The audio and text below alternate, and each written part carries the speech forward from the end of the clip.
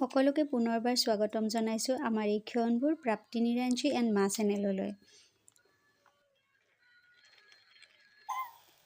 আজি অকণমান নিজলৈ বুলি সময় উলিয়াই বাইদেউগৰাকীক মাতি আনিছিলোঁ থ্ৰেডিং কৰিবৰ বাবে। বাইদেৱে থ্ৰেডিং কৰি যোৱাৰ পিছত এনেদৰে জানেইতো ঘৰৰ কামবোৰ, গতিকে কলিজাক অকণমান শুৱাই থৈ মই ঘৰৰ কামবোৰত লাগি গৈছোঁ। নাজানো কলিজা কিমান সময় শুব, কাৰণ চাৰিওবাগে হুলস্থুলৰ পৰিৱেশ এটা চলিয়েই থাকে, গতিকে তাই অকণমান শান্তিপূৰ্ণ পৰিৱেশত থাকিয়ে ভাল পায়, আৰু হুলস্থুল হ'লে তাই একেবাৰে নুশুৱে, এনেই তাই শুৱাত বেছিয়ে ভাল। এয়া আমাৰ কলিজাজনী টোপনিৰ পৰা উঠিল, শুলে মাত্ৰ 15 মিনিটমান সময়, গতিকে এতিয়া আৰু ঘৰৰ কাম হৈছে আৰু আমাৰ নমা হৈ গ'ল। আৰু এতিয়া কি কৰিব লাগিব, আমি খেলিব লাগিব। এতিয়া মাম কেনেকৈ খাম, আমি বনোৱাই নাই। মা তুমি এটা নমস্কাৰ দিয়াচোন, নমস্কাৰ দি দিয়া। অ' নিদিয়া, আজি কি মন নাই? তোমাক ককটোৱে ডিষ্টাৰ্ব দিছিলে নেকি হামু দিওঁতে? অ' ককটো হামু দিওঁতে ডিষ্টাৰ্ব দিছিলে তোমাক? মাতি আছিলে নেকি? প্ৰাপ্তি প্ৰাপ্তি এনেকৈ মাতিছিলে? অ' হয়তো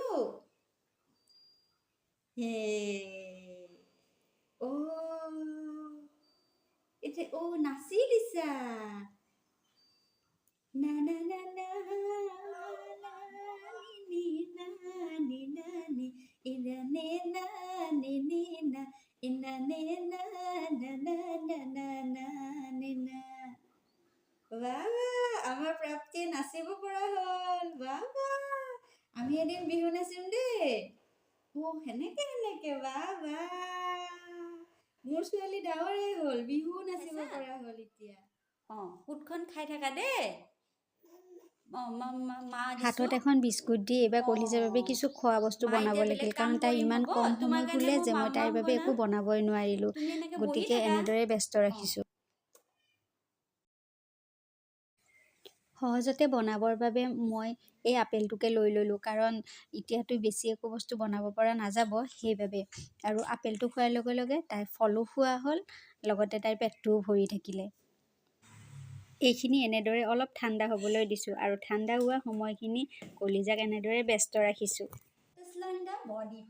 খোৱাৰ সময়ত মোবাইল বা টিভি দেখুৱাই খোৱাতকৈ মই কলিজাক এনেদৰে নিজেই কিবা এটা গাই বা কৈ খুৱাবলৈ চেষ্টা কৰোঁ। এনেদৰে খোৱালে সিহঁতৰ মনটোও ভাল লাগে, পেটটোও ভৰে, লগতে একো অনিষ্টও নহয়। ভাল লাগিলে আপোনালোকেও এই পদ্ধতিৰে আপোনালোকৰ সন্তানক খুৱাবলৈ চেষ্টা কৰিব পাৰে।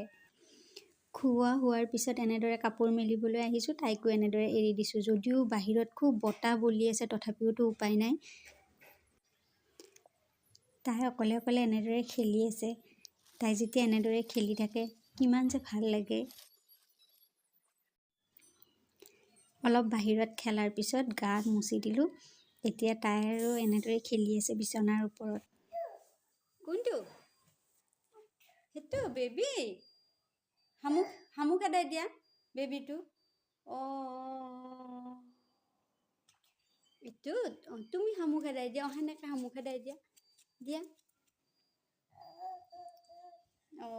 হামু গৈছে। বিয়া এখনত যাবৰ বাবে কাপোৰ জাপিব পৰা নাই। তাই জাপিব ওলালেই এনেদৰে খোজকাঢ়িব ধৰে।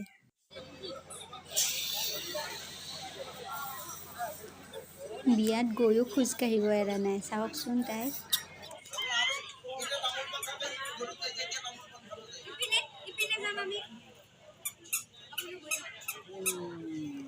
এইবোৰ কলিজাৰ বাবে স্মৃতি হৈ ৰ'ব।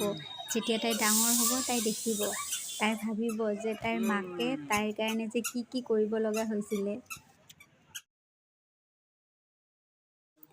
আজি বহু দিনৰ পিছত মই নিজলৈ বুলি অলপ সময় উলিয়াইছোঁ। বেচন, হালধি, এল'ভেৰা জেল আৰু মৌ অকণমানেৰে সৈতে ফেচ পেক লগাম বুলি ভাবিছোঁ। পানী গৰম হোৱা সময়খিনি মই এনেদৰে অকণমান ৰ'দত বহিছোঁ। এই ফেচ পেকটো কমচে কম মই 15 পৰা 20 মিনিটমান সময় এনেদৰে থাকিবলৈ দিছোঁ।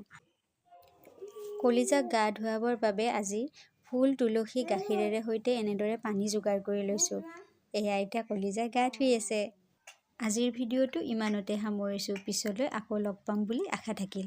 ধন্যবাদ।